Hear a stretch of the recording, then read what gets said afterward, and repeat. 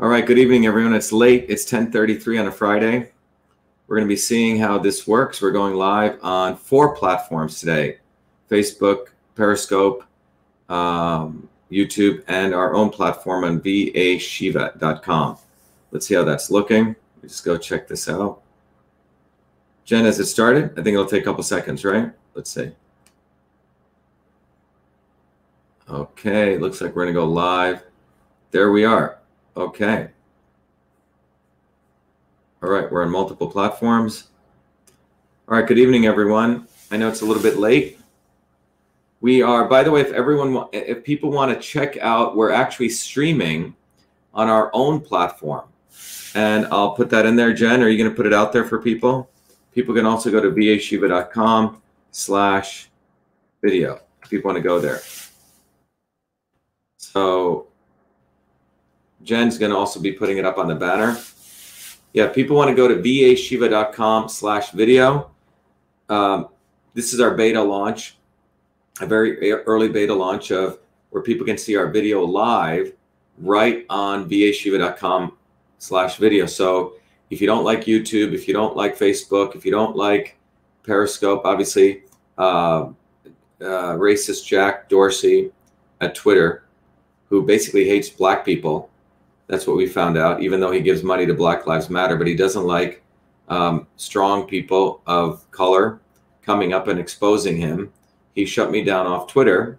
And it's really, and when I say black, we're all slaves in the current deep state establishment, especially when we start speaking out against him. So Jack Dorsey is a racist, and no one should support this guy. And we should call him out every step we have. So, but we've already started building our own platform on vashiva.com/video. So let me see if people are going to that, and welcome everyone as you're joining in. vashiva.com/videos, where people can go and also see the video in addition to other options that they may want to do directly on YouTube, etc. Let's see how that's going. Let's see. Jen, I know you're still there. Jen, is it showing up on the other platforms? Let's see. Hello from Michigan. We got hello from Washington State. You're good on Vimeo and your website. Okay. Facebook is not letting me see your page on my personal wall. So if anyone in the comment section can let us know that people are watching from Facebook. So I think you're good on Facebook. Okay, great. So British Canada, good to see you. First Testament, who were the slaves? Okay. Well, listen. The bottom line is we need to be a little bit, have some poetic license here. When we talk about, we can do a whole nother discussion about black and brown. I said I'm black, and that bothers some people because, frankly, if you go to India, we're treated worse than how black people used to be treated here in the untouchable system of India. And I'm pretty dark, and we can talk about that. But it's very interesting when I said I'm black, a bunch of white liberal racists said, oh, he's not black. And these are the same people who basically will put Black Lives Matter signs up. Anyway, here's the point. We need to start talking about a broader discussion about oppression, and it goes beyond the color of skin, and it goes to essentially working people of all colors who are essentially subjugated. But today's talk is going to be about teaching you what is a vaccine. As you know, I was the first guy who exposed Fauci.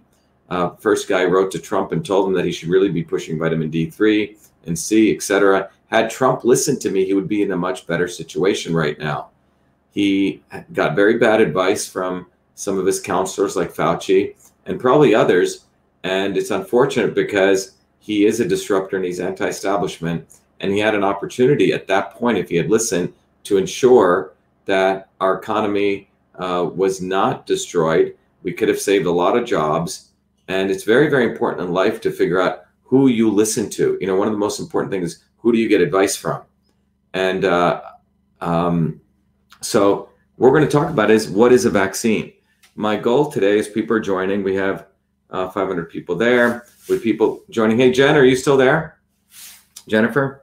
Yeah, I'm here. Yeah, how many people are on our vashiva.com site, Jen? Can you see the eyeballs there? I think it's delayed. It's not showing. Oh, okay.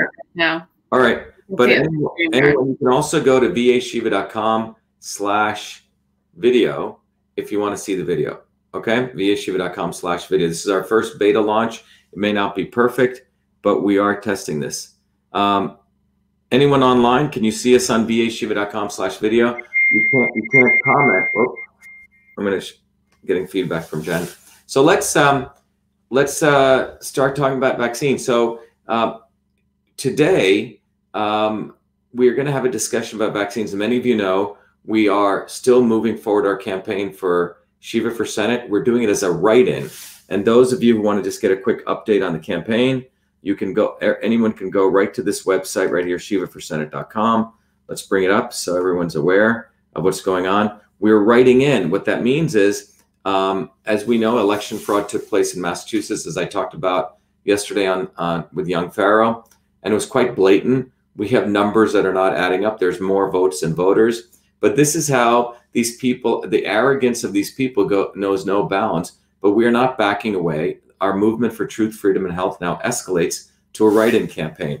And the goal is to stop election fraud. So one of the important things as a part of this is you want to encourage your friends, anyone you know in Massachusetts, that when they get their ballot, they can write in my name, Dr. Shiva, make sure they circle the ellipse. And that's how we can write in Dr. Shiva and circle the ellipse. So let's make sure everyone knows to do that. And obviously people should be donating to the campaign. We need to raise about $250,000 to get radio and TV ads. We also need to do that. And one of the specials we're doing right now is this used to be $25, but anyone who donates to the campaign today for $5 gets the same offer that we used to do for $25, which means you get the book, the ebook, plus you get the software, Your Body, Your System. Those people want to donate $50 or more, right? This one, they also get access to not only this, but they also get access to another very, very important offer, which I'll share right here, which is available on our Truth blog, which is this. They get access not only to this, but they get also, if you donate $50, you get access to this. You get access to a very powerful course that I built called Systems Health, and you get access to the Systems Health portal. This normally sells for $250, which we're doing for $50 for now and over the next few days. So please take advantage of this offer and support the campaign. All right. So let's just jump in and I'll come back to this for those of you who are interested in supporting the campaign. So one of the important things is I've been, educating people on this is not about pro-vaccine or anti-vaccine. This is about really focused on one size does not fit all. We need to focus on the right medicine for the right person at the right time. So when it comes to vaccines, a number of people have written to me, they say, Shiva, I'm against forced vaccinations, but can you teach me what is a vaccine? Okay. So we're going to take a big step back and we're going to educate people on what is a vaccine today. And let me jump right into this. If everyone ready? Okay, let's jump into what is a vaccine. So let me go right into the application window here. And let's start. So first of all, people know that my personal website address, if people want to go and learn more about it, is VA Shiva. And if you go to that website, you'll learn, many of you know my background, creator of the first email system. I also am running for Senate, as people know, in a write-in campaign. But the other important thing is one of the technologies I created is a technology called Cytosolve, which is a powerful technology that came out of my PhD work at MIT that allows us to eliminate the need for animal testing, and we can use the computer to model molecular pathways to basically accelerate the development of new medicines. Now, the old archaic methodology and how the drug companies work is they have this very long process. They have to find a compound, then they have to do testing in a test tube, then they kill a bunch of animals, then they got to go test it on humans. And then this process takes anywhere between $1 to $5 billion, 13 years, not that effective. And look at what's happening to them. They spend, as that orange line shows, a lot of money in R&D, and they're not finding enough drugs. In fact, the drugs are not only finding drugs, but the drugs are not being approved by the FDA, typically because of all those side effects. So the pharmaceutical industry is actually failing. So this is why vaccines are important to them and why forced vaccination is important, because they need to make money. And they need to save themselves because they're essentially an industry that's dying. One of the key things we see here is that the way I got back into the field of systems biology, or into the field, is that in 2003, right here, what we noticed was that when the Genome Project ended, we have the same number of genes, in this case 20,000 genes, as a worm. We don't have 100,000 genes. We have the same number of genes as a worm.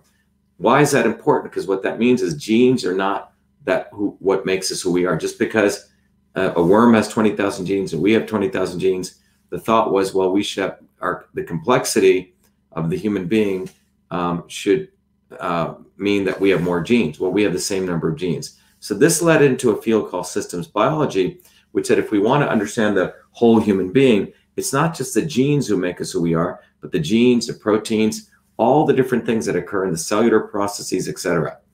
And in 2003, one of the important challenges that was put forward in science was, well, if systems biology is true, we need to move out of the nucleus to understand the whole cell. So imagine being able to mathematically model the cell on the computer, all those chemical reactions. And that's why I came back to MIT in 2003.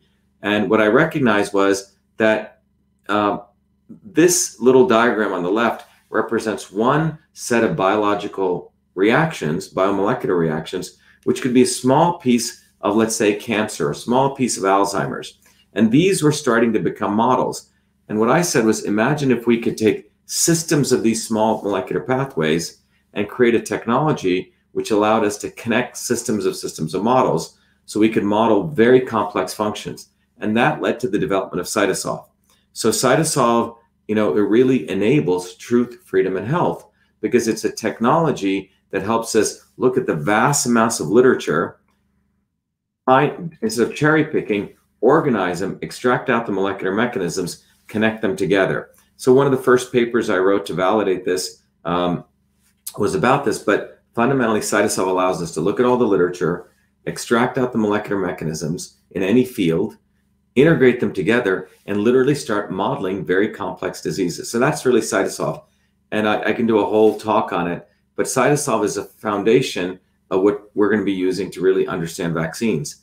And we can be used for many things, but CytoSolve is a technology. We're not a vaccine manufacturer, as that dope Robert Kennedy tried to assert when I was exposing that he was essentially getting close friends with the vaccine queen Hillary Clinton and endorsing her. That was a libelous statement he put up. But CytoSolve it's really a technology for modeling.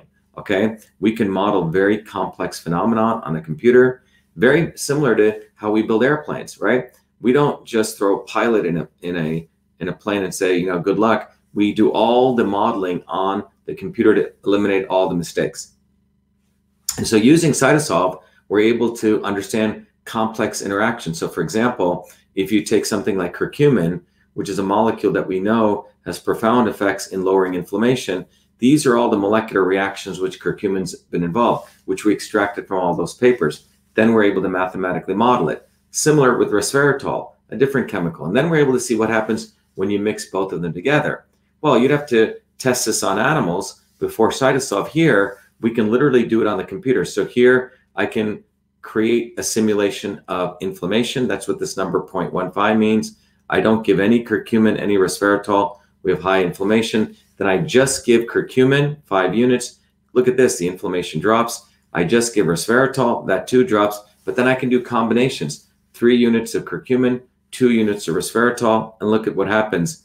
I'm able to drop it by another 200%. So we can do this kind of combination alchemy on the computer. Okay, so so just to be clear, that's what CytoSolve is. CytoSolve allows us to this very, very complex types of analysis on the computer. Okay, so now going back to the immune system, using CytoSolve, we've been able to understand the complexity of the immune system versus this older model of the immune system, which goes back to 1915s, which is, a pathogen comes, you have the innate immune system, and then your body kicks in the adaptive immune system. Well, that's really not true. The body is actually much more complex. We not only have the innate and the adaptive, we have the interferon system, we have our gut microbiome involving nearly 60 trillion bacteria. We have about 380 trillion viruses, right? And this is a real immune system, and this came out of CytoSolve's analysis. So now let's talk about how vaccines work using this base. So how do vaccines work? Okay, so the notion of a vaccine is to really create these antibodies, and we'll talk about that, okay?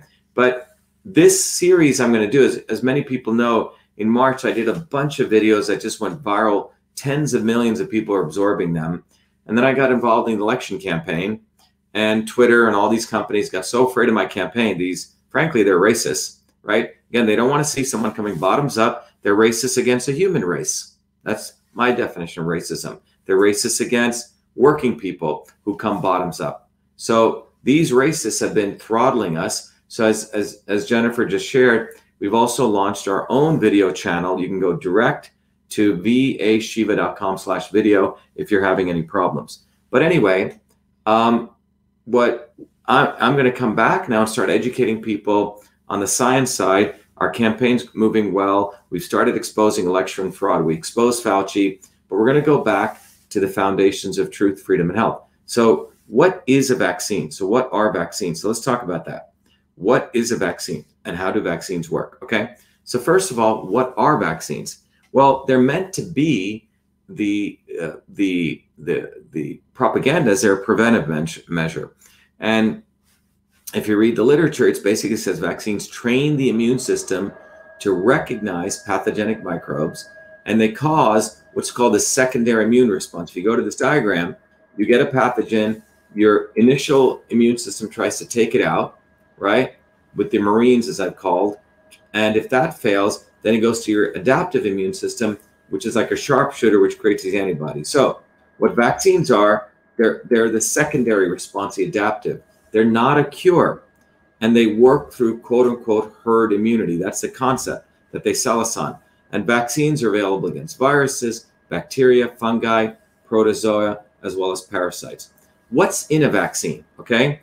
Well, there are things called antigens. The antigens are what is supposed to stimulate the immune system to create these antibodies, right? That's what a vaccine is trying to do. Now, in the normal case, if you go here to the innate immune system, when the innate immune system is exposed to a pathogen, the macrophages attack it, an antigen is left behind that tells the T cells and the B cells to create the antibodies, okay? But in the case of a vaccine has the antigens, right? Because they're subverting the innate immune system. There are things called adjuvants, and we'll come back to this. They're antimicrobials, they're preservatives, and they're stabilizers. So there's these things, and among others, which we can talk about, but there's definitely these 5 things in a vaccine: antigens, adjuvants, the antimicrobials, preservatives, and stabilizers, okay? So now what I want to do is to educate you, take one at a time so we get an understanding of what these things are, okay? All right, so let's talk about that, right? So what are these things? Let me go back here so I can share the screen here. What are these things, okay? Well, an antigen, which is one of the first things here, it trains the immune system against a pathogen. Now, in the natural case, your body attacks the virus or the particle, and it leaves the remnants, which are called the antigen. So in this case, it is embedded into the vaccine. And there's different types of antigens. These could be the fragments of the pathogen. So what we're doing is we're actually giving the body pieces of the pathogen, of the virus. It could be the surface of the virus, what's called the surface protein. It could be the surface polysaccharide. So when you look at that virus, it's the stuff on the outside of it. It could be the RNA that's inside the virus. It could be the mRNA or the DNA, right? So it's fragments of the pathogen. Sometimes all of these are included. And one of the things happens is that the types of antigens, one second, could also include a weakened pathogen, which means an attenuated form of the virus. So they take the virus and they weaken it a little bit. Or it could be a killed pathogen. So these are antigens, but fundamentally, it is the actual pathogen, pieces of it, weakened versions, or the killed version. So that's the antigen. Now the question is, what is an adjuvant? Okay, so the adjuvants, okay, are intended to strengthen the immune response. So look, fundamentally, let me just step back here. What's going on? we are trying to stimulate the body's natural immune response, but we're doing it in an unnatural way by subverting the innate immune system. We're going right to the adaptive immune system to try to get it to produce antibodies, okay? So what has happened here is people found out, look, the antigen by itself wasn't working, so which means just these pieces. So they said, we got to throw in some other stuff. So they started throwing in these things called adjuvants. So the antigen alone wasn't causing the immune response, all right?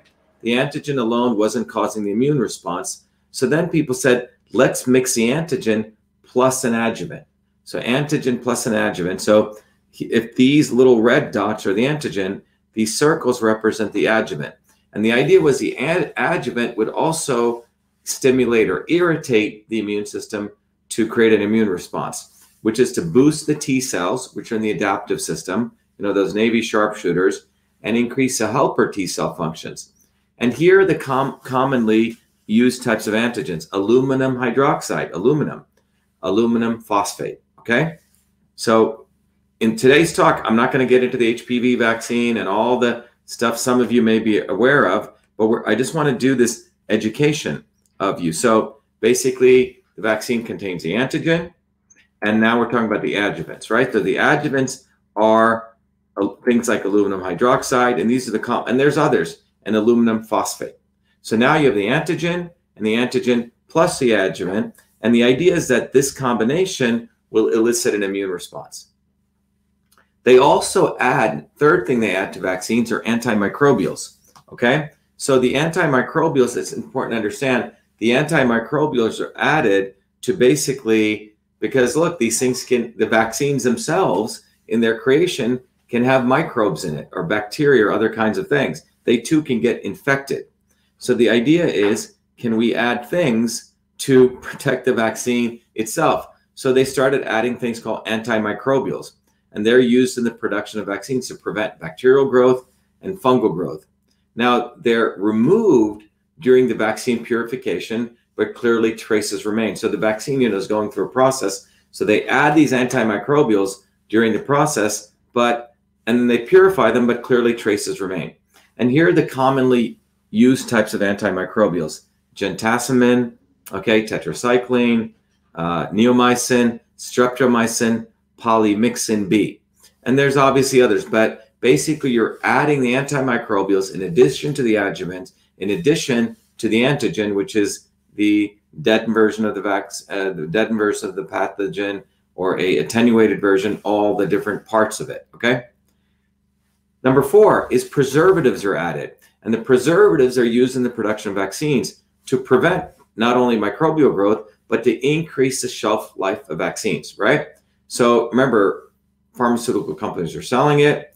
They don't want them to go bad. So they also add preservatives. And here are the commonly used types of preservatives: thimerosal, which has mercury in it, 2-phenoxyethanol, phenol, magnesium. So these are the commonly used types of preservatives. So just to summarize before we continue, we've talked about in a vaccine it has antigens, then we have the adjuvants, the things that actually elicit the immune response, because the antigens were not doing it by themselves. Now in the natural case, right, when your body gets infected, your macrophages attack, antigens are getting created, and then your body elicits the immune response. But what we're trying to do is we're trying to artificially create that same process. So it wasn't working alone with the antigen, so they got to throw in some adjuvants. Then you need the antimicrobials, and then you need the preservatives. Okay, and let's keep going on here. All right, what else is in there? All right, we also have stabilizers, and these are used to protect the vaccines. All right, during production of vaccines from adverse conditions like freezing and drying. So they make sure the conditions, the chemical conditions, are stabilized during storage and transport. So that's a little bit different than the preservatives, which is to increase the shelf life, but this is to actually enable them so under adverse conditions, you know, varying conditions that could take place. And these include sugars, lactose, sucrose, amino acids like glycine, protein, albumin, gelatin. These are added to actually stabilize the vaccine, okay? So let me just repeat here if you go back here. So we've covered these 5 items: antigens, adjuvants, antimicrobials, preservatives, and stabilizers. These are the things that are put in. And remember, the first antigens and adjuvants are really done to elicit the immune response. All these other things are added for commercial grade reasons: antimicrobials, preservatives, stabilizers. Now, let me remind you, when in the old, look what we're really trying to do. If I just sneezed on you, you're getting everything, okay? And then your body gets to go through the immune response of all those wonderful processes that are in your natural immune system. And what we're trying to do is artificially try to induce that. So instead of sneezing on you, they're just taking a deadened version of the virus, but that wasn't working. So they had to add the adjuvants. And then to commercialize, you got to add the preservatives, the antimicrobials, and the stabilizers, okay? So you got to really think about, is it better to be sneezed on or all that stuff you're getting? Okay, and we'll do that in a follow-up discussion, but that's what's fundamentally going on here, okay? So we've talked about all of these. Now, there are different types of vaccines. Today, I'm merely going to introduce you to this, and then over the next week, I'm going to educate you. I'm going to start probably doing 2 videos a day because I got to do my political videos and then the science videos, and everyone likes both of them. So there are live attenuated vaccines. And these prevent, they're aimed to prevent diseases caused by viruses and bacteria. Examples of these, which are the live attenuated, attenuated means it's the pathogen, it is the measles, virus or the mumps virus, but dead and attenuated a little bit, so you get the immune response. So they're basically giving you measles, okay, but deadened a little bit. But they add all that other stuff, okay? So measles and mumps and rubella, MMR, varicella, which is chickenpox vaccine, etc. So one is the live attenuated vaccines. The other is the inactivated vaccines. This is where it's not, it's not sort of semi-alive, it's absolutely inactivated. And this also is for virus and bacteria. An example of this is polio vaccine. But, when the polio vaccine was first given, some of the stuff was not inactivated and a lot of people got hurt. Then you have another type of vaccine. The third type is called a toxoid vaccine. And this prevents disease caused by bacteria that produce toxins. So an example of this is a DTaP vaccine, which contains diphtheria and tetanus toxoids, right? So if you step on a nail, the problem is that you're going to get the tetanus. So the toxoid vaccines are, really for bacteria focus, okay? They're not really for viruses. They're really focused on bacteria. And then we have something called the subunit vaccine, the 4th type of vaccine. These vaccines, again, for viruses and bacteria, but these only include parts of the virus or bacteria, right? Or subunits. So they don't include the whole. So where the live attenuated vaccine included the whole thing, but slightly kept alive. The inactivated vaccine included deadened. The toxoid vaccine, is really, includes, contains diphtheria and tetanus toxoids. But the subunit vaccines are containing pieces of the virus, either the surface, as we talked about, right, or components of the virus. And the examples are, for example, the pertussis, which is for whooping cough, are components of the DTaP vaccine. Then there are conjugate vaccines, which prevent diseases caused by bacteria with their outer coating of sugar-like substances like polysaccharides. So, for example, the Haemophilus influenza type B or Hep B vaccine is that, all right? Conjugate vaccine. And then some of the newer type of vaccines that like Moderna is putting out for COVID, that's what the claim is DNA, RNA, and mRNA vaccines. So again, we'll do a whole talk on this later on. But these also are aimed at bacteria and viruses. And what these do is they deliver either the full DNA or the ribonucleic acid or the messenger RNA of the pathogen. So you're taking the components of the pathogen, not the whole thing, but those one of 3 components in a vector, which means a delivery mechanism, which could be a lipid nanoparticle. So these things are put into a nanoparticle and you deliver it. So the example is a COVID-19 vaccine, which is under development, okay? So those are the different types of vaccines. So now, what I want to talk about is how do these different vaccines work? And we're going to walk through a couple of examples, a live and a couple of others. And we're going to do more of this as we discuss more. But let's talk about the different, how these vaccines actually work. So you've learned what's in a vaccine. You've learned the different kinds of vaccines. Now let's talk about how they actually work. So let's jump right into this, okay? So how does a live attenuated vaccine work? So we're talking about a live vaccine. So like the measles vaccine, it's got the virus, but it's attenuated. So attenuation means we're not just giving people measles, right? In the old days, people used to have measles parties. We're attenuating and we're injecting into it to reduce the virulence, which means reduce its capabilities. Now, to attenuate a virus, they're grown. It's very important. The virus is taken and then it's grown in a foreign host. And this way, a lot of people have been concerned, okay? They're saying, well, it could be grown in fetal tissue, right? Or embryonic eggs or live animals. And in fact, that's where they are grown. So you take the virus, like the measles virus, and then you grow them in a foreign host, not in a human being typically, but in a live animal, okay? All different kinds of animals, or in an embryonated egg, so you put them in an egg, or in a tissue culture. And some people have said, hey, wait a minute, these are grown in fetal tissues. But the reality is that virus is grown elsewhere. Now, what will happen is the virus will mutate in the new host due to natural selection process and evolve to have less virulence, less harm to the vaccinated subject. And that's the theory of it, okay? So it'll mutate in the new host because you're not putting it in a human being, you're putting it in something else. And the idea is it'll reduce its virulence, which means its strength. And now the attenuated virus, which is that deadened virus, replicates fewer than 20 times in the vaccinated subject compared to a live virus, which can replicate 1,000 times during infection. Okay, greater than 1,000. So the difference is, if the theory is if I sneezed on you, right, and I gave you measles, right, or corona, that if it was the actual virus, that it's going to be replicating, right, through all those processes 1,000 times, right, versus with the attenuated virus, it moves a little bit slower, okay?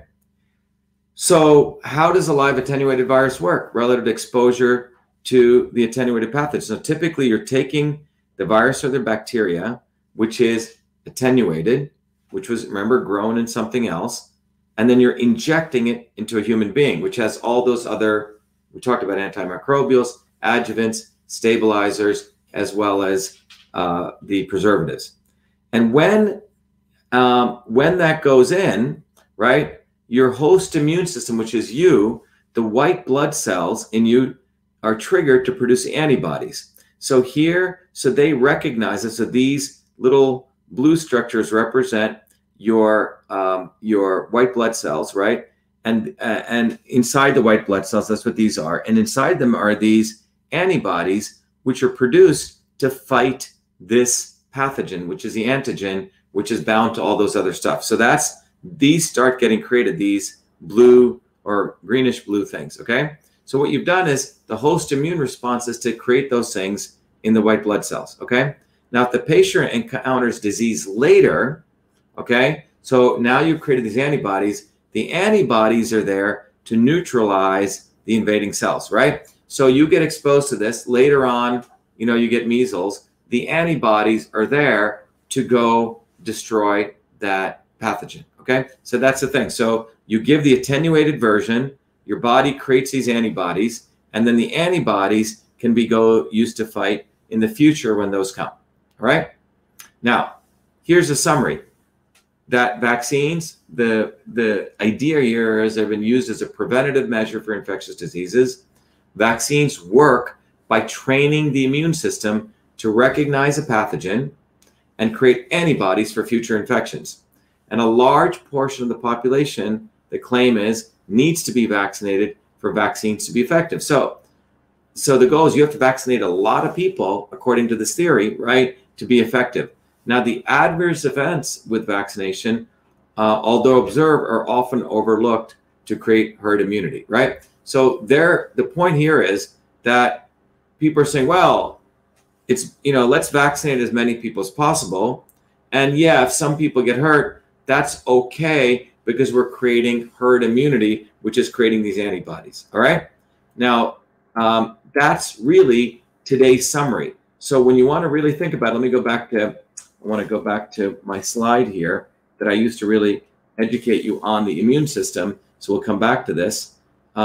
Everything I've shared with you is based on the presumption that this is the model of the immune system. So people like Fauci, people like most medical doctors who don't really understand the immune system have been promoting that this is the immune system. A pathogen comes in, the innate immune system, which is your eyes, your nose, your ears, all the mucous membranes, initially produces the first attack.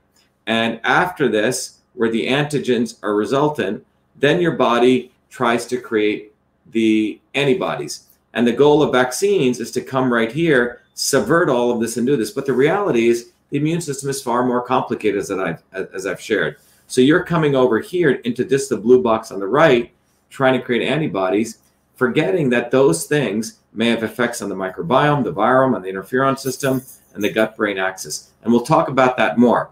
But the summary that I want to share with you is that the immune, oops, I think I lost you guys here. Let me bring it back to this. I think I did not share this. Let me go back and share the application window.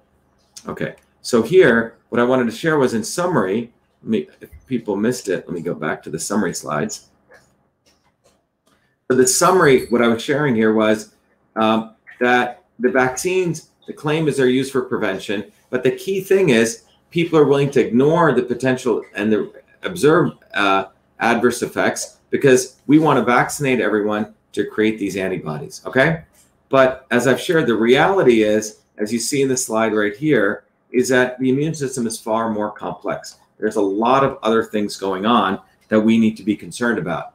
And what we're saying is vaccines are going to go just hit this system. Forget the neural system, forget the interferon system, forget the microbiome, virome, and all those interactions.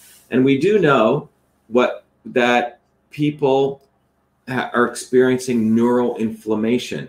And I don't want to use the word autism right away because it's so charged, but neural inflammation has a wide range of activities.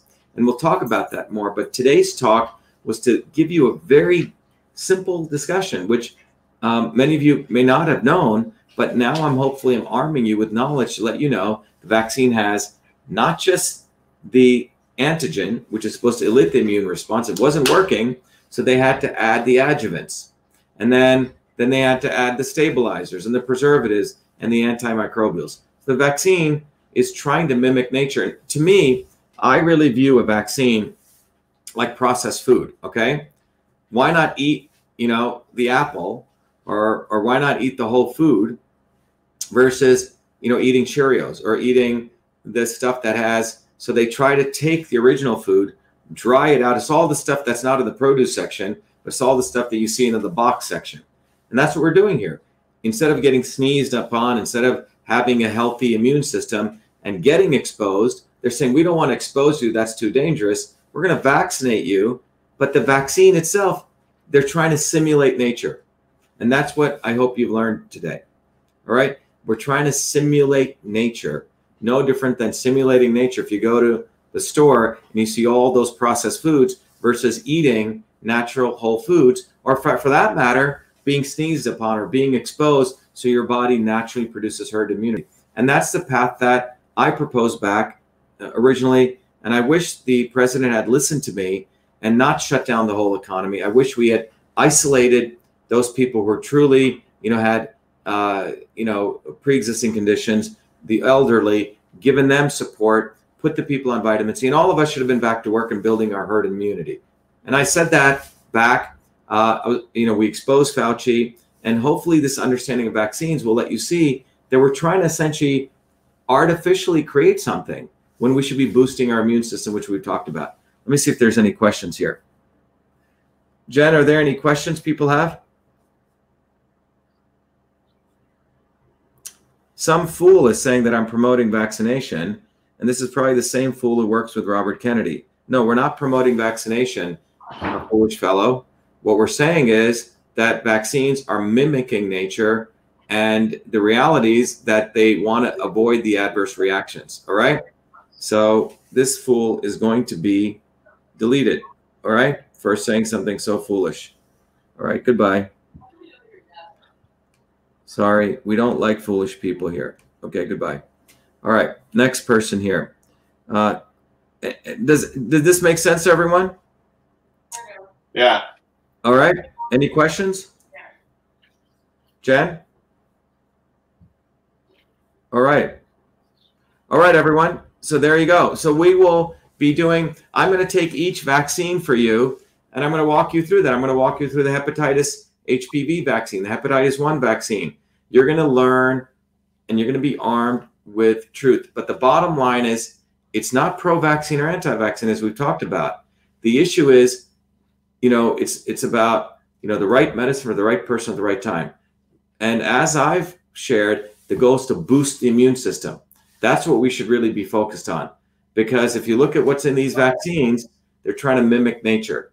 So if we, instead of talked about COVID-19 vaccine for the last 6 months, imagine if we had focused on vitamin D3, vitamin C, the iodine, the vitamin A, and the zinc. We could have saved a lot of people's lives. But as I've shared, pharmaceutical companies are failing. They're going down the tubes. And you know what they need? They need vaccines, because for every $1 they put into R&D of pharmaceuticals, they used to get 10 cents. Now they're getting, a penny. Okay. So they need to move to vaccines, which are growing at 17% per year. All right. So that's mechanics. In closing, I will continue to do these videos to educate people. We are running for US Senate. We need everyone right now to donate at least $5 if you can to support our campaign. We need to raise $250,000 to get on TV and radio, to share with them that we're not walking away. We're not pussyfooting around. We're increasing our campaign to a write-in campaign for US Senate. And anyone, I encourage you to go to Shiva for Senate, right to the website shivaforsenate.com.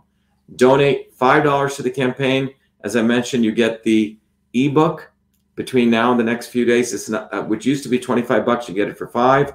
You get the System and Revolution ebook, and you get the tool, Your Body, Your System. And if you go to Your Body, Your System, those of you can also go directly to Your Body, Your System. And if you go there, you get the same offer, but you get a very powerful tool that lets you apply the theory of systems to understand what kind of system you are. You're a unique system. You'll figure that out. You'll also figure out how your body may not be being itself, which is a black dot. Then you can figure out how the right foods, the right exercise, and the right, supplements can bring you back to you. In addition, what I want to encourage people is that if those people who donate $50 or more, as many of you know, I'm an educator. I created a series of courses called Systems Health. And the Systems Health courses, one of the foundations courses, is called Foundations of Systems Health, which includes 5 different courses. I'm offering this. This is normally a $250 offer that we're giving it to you for $50 right now. So for $50, if you donate $50, you also get the Systems and Foundation of Systems entire course. You can also take it. You can get a certification, and then you can also educate others, and you get access to the portal.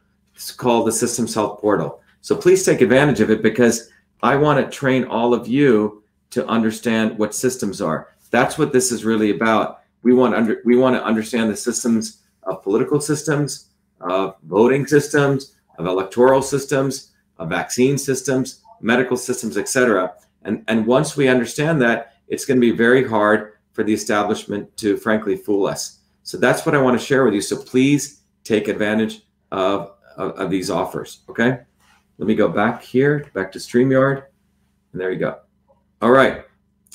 So anyway, this is Dr. Shiva Ayyadurai. I hope this was valuable. You've learned what are vaccines and how they work. Jen, is there any other things I should share? Jen, are you there? Let me see if there's any other questions. Jennifer? Where is the donation link? Jen, maybe you can put up the donation link. People are asking. The donation link is shivaforsenate.com. Just go right to shivaforsenate.com. SHIVA for SANAP.com. Shiva numeral 4 Senate.com.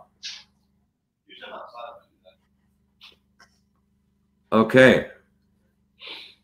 Exactly. Justin says, exactly. By the way, the 1986, as Justin has said very adroitly, was a Band-Aid which actually protected pharmaceutical companies. We need to get rid of the 1962 Vaccination Act.